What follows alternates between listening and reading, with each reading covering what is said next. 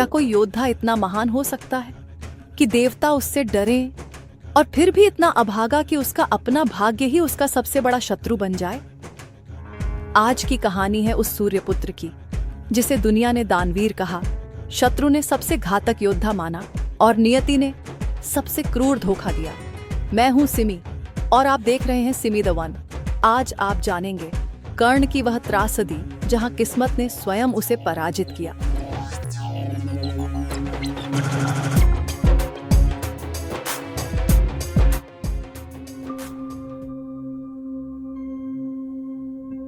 तेजस्वी सूर्य के प्रकाश में जन्मा, परंतु भाग्य ने उसे ठुकरा दिया। फिर भी महानता के लिए नियत। कर्ण की यात्रा अन्य सभी से भिन्न थी। ज्ञान की खोज में वह सबसे महान योद्धा गुरु परशुराम के पास पहुंचा, लेकिन कर्ण के पास एक रहस्य था, एक ऐसा रहस्य जो एक दिन उसके भाग्य का निर्णय करेगा। गहन वन के पवित्र वातावरण में क्षत्रियों के संहारक महायोद्धा परशुराम ने इस शिष्य में एक अद्भुत क्षमता देखी।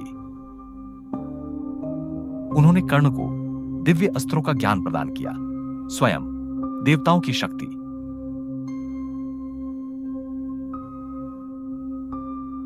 ब्रह्मास्त्र के मंत्र उसकी आत्मा में जल उठे और उसी क्षण उसका भविष्य एक महान योद्धा के रूप में तय हो गया।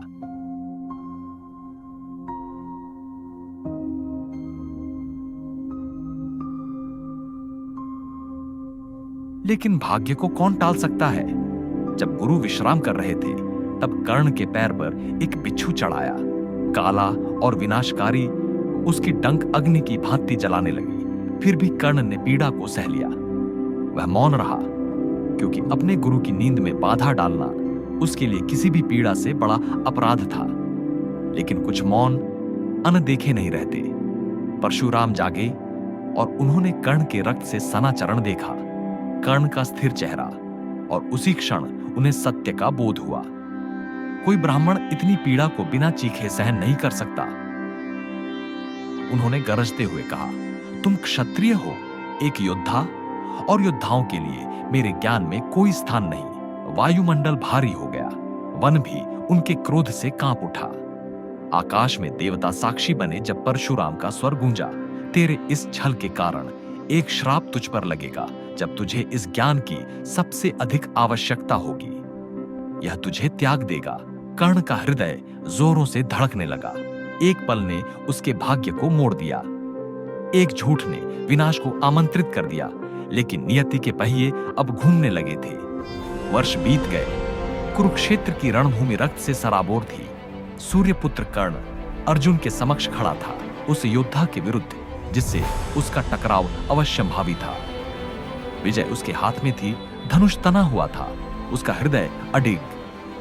लेकिन भाग्य अभी भी अपना बदला लेने को तत्पर था। धरती कांपी, रथ का पहिया शापित भूमि में धंस गया। कर्ण ने संघर्ष किया, उसने अपने मन में ब्रह्मास्त्र का आह्वान किया, लेकिन शून्य, कुछ नहीं, केवल एक भयानक मौन। शब्द, शक्ति, सब कुछ विलुप्त हो गया। श्राप ने अपना काम कर दिया। सबसे शक्तिशाली योद्धा अब भाग्य के सामने असहाय खड़ा था। समय समाप्त हो चुका था।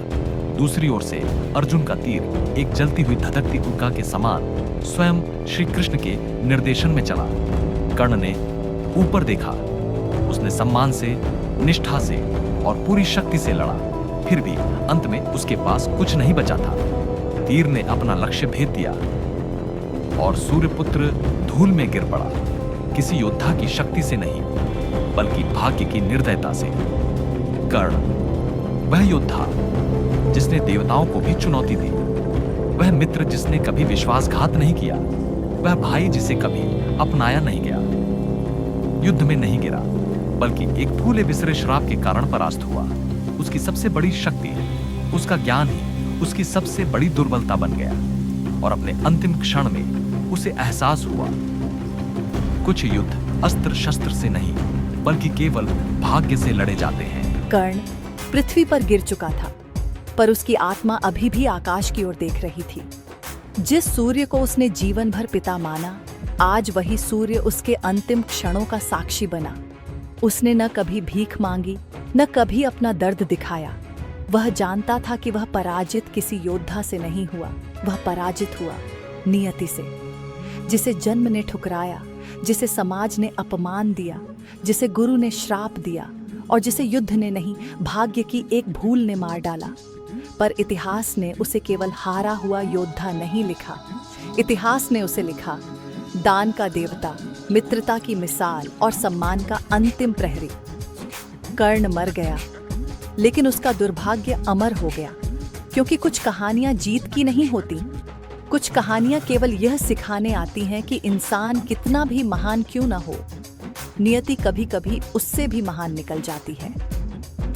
अगर कर्ण की यह गाथा आपके हृदय तक पहुंची, अगर आप भी मानते हैं कि कुछ युद्ध केवल अस्त्रों से नहीं बल्कि आत्मा से लड़े जाते हैं, तो सिमी द वन को सब्सक्राइब कीजिए, क्योंकि यहाँ हर कहानी केवल सुनाई नहीं जाती, यहाँ हर कथा महसूस कराई जाती है। मिलेंगे अगली पौराणिक गहराई में एक नई नियति, एक नई कथा के साथ।